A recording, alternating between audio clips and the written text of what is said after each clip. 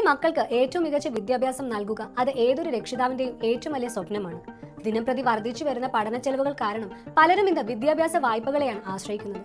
പഠനം കഴിഞ്ഞ് നല്ലൊരു ജോലി കിട്ടുമ്പോൾ പതിയെ ലോൺ തിരിച്ചടയ്ക്കാം എന്നതാണ് എല്ലാവരുടെയും കണക്കുകൂട്ടൽ. പക്ഷേ ഈ സന്തോഷത്തിനിടയിലും പല രക്ഷിതാക്കളെയും അലട്ടുന്ന അധികം ആരും സംസാരിക്കാത്ത ഒരു പേടിയുണ്ട്.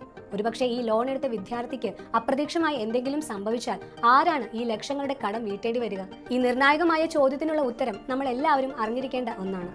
നിയമപ്രകാരം വിദ്യാഭ്യാസ വായ്പ എടുത്ത വിദ്യാർത്ഥി മരണപ്പെട്ടാൽ ആ വായ്പ തിരിച്ചടയ്ക്കാനുള്ള ആദ്യത്തെ നിയമപരമായ ഉത്തരവാദിത്തം ആ ലോണിന് ജാമ്യം നിന്ന ആൾക്കാണ്.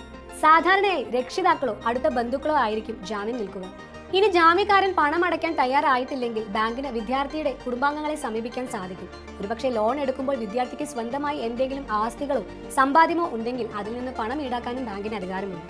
അപ്പോൾ സ്വാഭാവികമായും ഒരു ചോദ്യം വരും, ഒരു സാഹചര്യത്തിലും ഈ ലോൺ എഴുതി തള്ളുകയില്ലേ? കുടുംബത്തിന് ഈ കടബാധ്യതയിൽ നിന്ന് പൂർണ്ണമായി ഒഴിവാകാൻ ഒരു വഴിയുമില്ല. ഉണ്ട്, അതിനൊരു വഴിയുണ്ട്. അവിടെയാണ് ലോൺ പ്രൊട്ടക്ഷൻ ഇൻഷുറൻസിന്റെ പ്രസക്തി. വിദ്യാഭ്യാസ വായ്പ നൽകുമ്പോൾ മിക്ക ബാങ്കുകളും ഒരു ഇൻഷുറൻസ് പരിരക്ഷ കൂടി വാഗ്ദാനം ചെയ്യാറുണ്ട്. ഇതിനെയാണ് ലോൺ പ്രൊട്ടക്ഷൻ ഇൻഷുറൻസ് എന്ന് പറയുന്നത്. ഇത് നിർബന്ധമായുള്ള ഒന്നല്ല, നിങ്ങൾ ആവശ്യപ്പെട്ടാൽ മാത്രം ലഭിക്കുന്ന ഒന്നാണ്.